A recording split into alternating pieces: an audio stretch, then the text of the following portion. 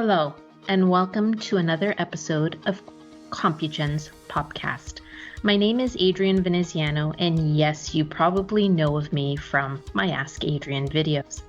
I am excited to host a series of popcasts on the future of education, specifically covering what I am most passionate about, technology-infused teaching and learning for better student-centered learning outcomes.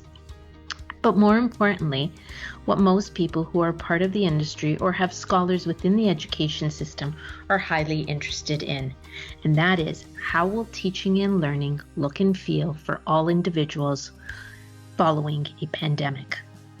In this final episode within the series on the future of education, we continue our discussion with Dwayne Matias, Innovation Evangelist and Future of Education Strategist, Elka Walsh, National Learning and Skills Lead at Microsoft Canada, Willa Black, Vice-President of Corporate Affairs at Cisco, and Matias, Global Education Strategist at HP Inc.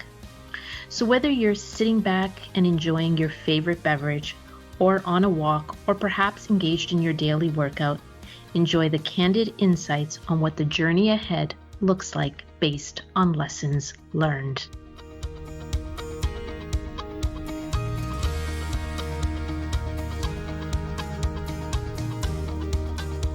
So, at last but certainly not least, let's start our third topic around lessons learned through this pandemic.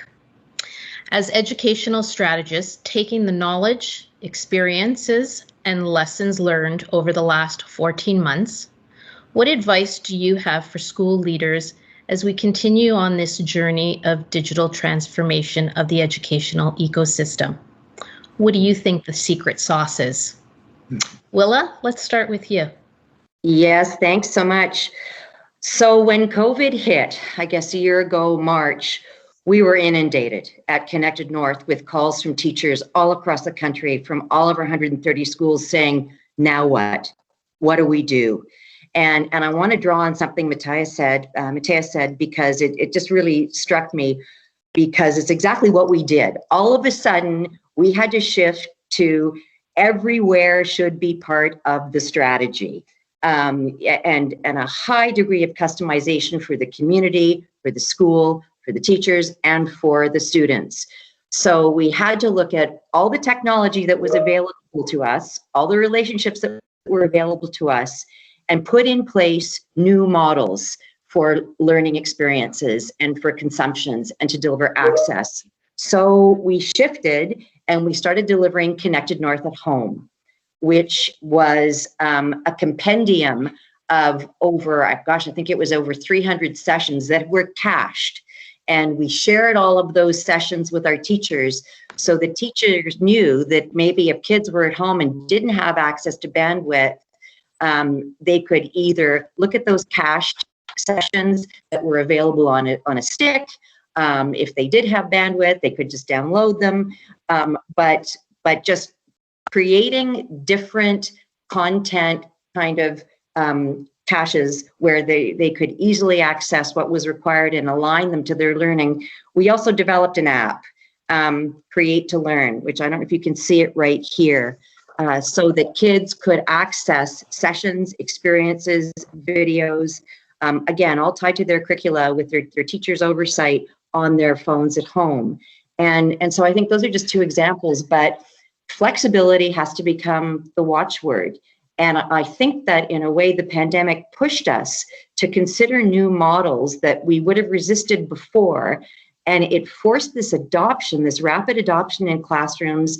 Some teachers kind of grapple with learning new ways of doing things. Well, there was no choice during the last 14 months. And I think that's positive. And I think we've seen, I'm not an educator, but I've spent a lot of time in classrooms. I think we've seen progress in the last sort of, year and a half that would have taken us 5 years to get to. And I think that's a positive thing. Is full virtual learning, the way forward? No, probably not. We've seen a lot of learning fatigue as well, and a tough time with engagement. But there are lessons and models that we can draw, I think, that can help steer us in the right direction to make this more hybrid learning approach more engaging for kids, easier for teachers to deploy, and overall more effective. So, I'll say it was really interesting. Last year, before COVID, we delivered 1,500 Connected North sessions. During the pandemic, over the last 15 months, we far surpassed 3,000. We're on our way to 4,000. So we doubled the number of virtual sessions. Kids respond to it. I don't know if they respond to it 8 straight hours a day, but I think there's a nugget there that just goes to show that this, everywhere should be part of the strategy can be effective. Thank you. Elka, can you add to that? Yeah, I would love to. I think to add to some of the key themes that Will has raised for us is really, taking pause first when we think about from where we've come. First, with our emergency reaction to the pandemic over 15 months ago now, to really now being in a position to celebrate much of the resiliency of the educators that we've seen. Because when we think about what was happening pre-pandemic, the innovations that were going on, there were pockets of it happening in our classes. And if a student was lucky enough to have one of those great, passionate, innovative educators, they had one of those incredible, engaging experiences. And I think when I say we should celebrate the resiliency, is that what we've seen happen over the past year is that some educators who may have been a little bit more timid about coming to some of a new kind of pedagogy for the 21st century, they've come to it and they've engaged with it. And we've seen much more student engagement happening. And as we continue now to move forward with this reimagining of the possibilities of learning, I think, holding on to that kind of creativity that we've now experienced together as a system, really keeping at the core of everything that we do, that student engagement, so that no matter whether the student is in a face-to-face or a hybrid or an online environment, there are many ways that we can be designing the learning so that they are engaged and that it is empowering of every single student, and we're overcoming barriers to accessibility. And really, when I think about that, one of the key things that we've seen is how much collaboration matters. Again, we knew this pre-pandemic, but as we've now moved forward and rethinking of the way that we can do learning effectively with our students, regardless of the scenarios we find ourselves in, that collaboration, that student engagement really matters. And the technologies are there to support that. And again, fundamentally, well-being. I think the biggest takeaway is that while we've been focused on staying safe, and then we've pivoted to making sure the students have access to the content. And then we've realized, oh, heck, we need to take care of each other because we are under pressure, we are under stress. And, really reminding ourselves that that well-being in learning matters fundamentally, because nothing else is possible if we aren't well. Taken together then, collaboration, student engagement, well-being, this really points us in the direction of that reimagining of the new kind of pedagogy and the kinds of tools that are going to enable us to do that. And I think one of the key takeaways I have from my fellow panelists, and I've really appreciated it so much, is really the idea that it's community and that together we're going to come to this future. This is not the responsibility exclusively of a few educators across the country. We're in it together, and it's the best kind of investment, I think, that we can be making in transforming the lives for that next generation. And that's where I get excited. I think, my advice to school leaders is stay the course. We've come so far together, and how do we continue to double down on those investments and really create that future for our students that is really going to set them up for success. Thank you. Dwayne, tell me more about that. What do you think? Dwayne, you're on mute. Okay, no. So thank you very much for sharing those pieces. I think, look, once upon a time, I was having a conversation, and I was talking to a venture capitalist group at a car company. And the car company said, this is about 2010, they said, you know what, we're going to invest in mobile technology, $100 million venture fund. And I couldn't understand why they would do that.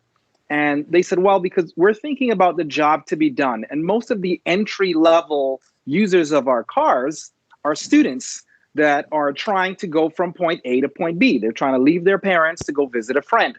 And the point A to point B is usually very shallow. And we believe that as mobile becomes more popular, they'll stop buying our cars because they won't need to do that.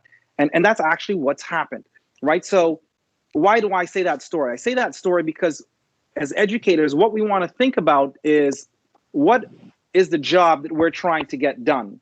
Are we trying to prepare students for 2019? Or are we trying to prepare students for 2030? How do we look out into the future? What does that look like? And really invest in what are the possibilities. Now, I know it's very popular in education to say, we just don't know what's going to happen, but we do have some kind of ideas about what would be possible. And so if we spend some time thinking about what would be possible, right? Like I'm absolutely fascinated with HoloLens 2 and Mesh and its potential to bridge people across different spaces. And so, one of the big things that I would say is start moving away from substitution. Start moving away from sage on the stage and really start even moving past modification and really start thinking about augmentation and transformation. What's possible? We have an education system that was really built to place constructive citizens inside of a factory-like model. And so now the factories are leaving, we're going to knowledge. So if we're going to knowledge, then what's going to be needed? And then when we come back, we start to think about, okay, where am I today? And how do I build a bridge to the future and backstop my experiments forward? So really think about, I'm going to try these things. I'm going to put a backstop. I'm not going to have a false binary conversation like this or that. Is it in person or online? Or these aren't useful conversations. I think the conversations we need to have is, how do we personalize learning at scale? How do we build the experiments to move us to the future, and backstopping so we don't fall and trip on our face for too long of a period? So how do we go about doing that? That would be, my advice. And then the last piece to all of the companies here that have the infrastructure, I would say to spend a massive amount of time thinking about time.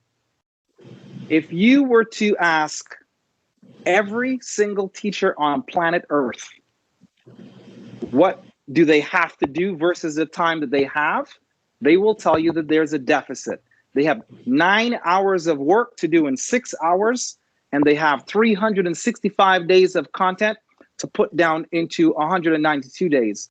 So if an organization shows up and says, hey, we have something for you, but you have to invest a lot more time, it's going to be very, very difficult to get that adoption. So I would say, really think about time. How do I give time back to people so they can move further up the education trajectory and they can start to do what's really important, which is connect with the community and the human beings that they're helping to develop. And so that would be my piece for thinking about the future. Thank you. And Matias. Oh, you leave me for last, right? Yeah, that's awesome. So let me see if I can summarize this, and let me share some of the numbers, right? We are 14 months into this, 15 months in COVID. I don't know, my notion of time changed. I don't know what day of the week is anymore, right? I don't know if you guys are going through the same challenge that I'm facing. So, but from the data that we do have, about 60 to 70% of the teachers have tried a different way to teach and learn using blended learning. They've tried to flip the classroom, whatever the new concept of flip the classroom is. It's quite incredible that the demand for technology has been putting a tremendous stress in productions and supply chain. I think everybody that could try to get a device to get access to education went for it, which means that we don't have enough. It's impossible to cover demand that it's globally into that one. And what surprised me the most on that number and looking at the major stats is that even though where connectivity is available, teachers and students, 70% of that feel that they are not as connected as before. So let's just put a little bit of pause into this, right? So even with the right tool, the right infrastructure, look at us. We are connecting, right, from completely different places. And yes, Adrienne, from Miami, not Canada, So we don't feel connected, and I'm actually a good example of that. I like to be with people. I like to go and visit the schools, to be there, right? To try to help personally. That kind of a face-to-face is quite important. So you ask, what's going to be the secret sauce, right? If we're trying to pick everything that we learned in this 14 months or 15 months that we've been into this, I'm going to narrow down to a few points. First, we as an entity, we don't have the answers. Nobody will have the answer for that. So my biggest advice is that, well, put the people to work with you. Collaboration at every single stakeholder that touch your kids' education. The kids should be part of that solution. Teachers, you are part of that solution. The parents are part of that solution. Your community is part of that solution. We in the industry are part of that solution. Get people involved. Sit down. Have that conversation. And again, if we start that conversation, I will try to kind of lay out a little framework for you guys, not just to bring technology to it, but how can technology empower, enable amazing learning experiences to improve human capital development. I connected to the first thing that I said on the beginning. And the secret sauce that I would say is this. Every single school globally is completely different than each other. So you have to take the time and do your strategic planning. Because even though you're in Manitoba or you're in the Maritimes, doesn't matter where you are in Canada, the schools under your system are different. They behave different. The people they attend are different. The teachers are different. The kids are different, right? So take the time to do that strategic planning together with everybody that participates. Don't sit down to 5 of you and say, oh, let's figure what's going to be the education. Get the parents involved. Get the kids to give you ideas, right? Ask for us. Oh, well, what about this? Have you seen this crazy stuff happening in other parts of the world? We'll be more than glad to share those experiences with you. So do your strategic planning. Once you know what kind of areas that you should focus to bring kind of a minimum outcomes out of that, don't wait. It's okay to make mistakes. Don't be afraid of trying new things. This is the time of taking the opportunity of COVID that everything was thrown in the fan. Right? I'm not going to say what we throw in the fan, but everything was thrown in the fan. Take the opportunity that it's in front of us to rethink everything. And again, we're going to be making no mistakes. Well, if we learn from them, amazing, right? So third step, teachers, you guys are my heroes. And I'll be very blunt. My mom is a teacher. My wife is a teacher. My first job ever, when I'm first semester at the university, I decided to train people to program. Dwayne, I don't think you were even born when I did that because I was doing trainings on IBM 360s, punching cards on it just to see how, it's a little assembly. You don't even probably know what that is. We are programming bits inside a huge machine that sits on the room, right? So education is really close to my heart. And teachers, the resilience, the adaptability, the flexibility that you demonstrated every single day for the past 14 years has been second to none. Second to none. So a big thank you to all of it. And because of it, for every single transformation, if you want to look in the future, you guys are the focus of it. To make sure that you guys have the right skill sets, the right infrastructure, the right tools, the right support, right? You guys are our ambassadors for creating the future of, well, if the Canada wants to be the #1 country globally, guess what? The future of your country sits in your classroom, now everywhere in the country. And teachers, you are the ones that are going to be building the future of the country. So count on us, and I guarantee you, and everybody sitting over here, to enable, empower you to be amazing, to do incredible stuff. And last but not least, right? Don't be afraid to raise the hand and ask for help, right? Don't be afraid of doing that, right? Because the same way that Elka is focusing in some parts of Canada, that Dwayne has global experiences, going talking to entrepreneurs and that Willa is making sure that another part of the Canada indigenous companies, schools don't miss a day in class. I have the privilege of doing this globally. So yesterday I was with Indonesia. Today I was with South Africa. Now I have a discussion with Australia. Well, you guys are now on my agenda. And one of the challenges and one of the goals that I have for this year is see if we together as a community can sit down and put a plan to design what's going to be the classroom of the future in Canada. That's not one size fits all. But count on us together with this group, amazing group of people over here, to sit down and, well, let's make some questions. Let's see if we can find some answers. And just a call to action, don't wait. Don't wait to have the perfect scenario for it. Go and do it. Sit down and just get it done, right? Do not accept no for an answer, and just sit down and say, well, let's try these new things, right? So it's kind of an interesting approach, right, Adrienne? Because even though my side of the house is that, yeah, we just touched these little things, right? Can you see here? I don't know if my finger will disappear when I'm putting my hands on it. But that's just the tool. That's just one thing that should be part of that kind of an entire ecosystem, right? It's not just about the people, right? So let's work on that together, and not just kind of by bringing technology and focus on technology. No, it's not about that. Dwayne started brilliantly, is that we started with a technology that's called printed paper.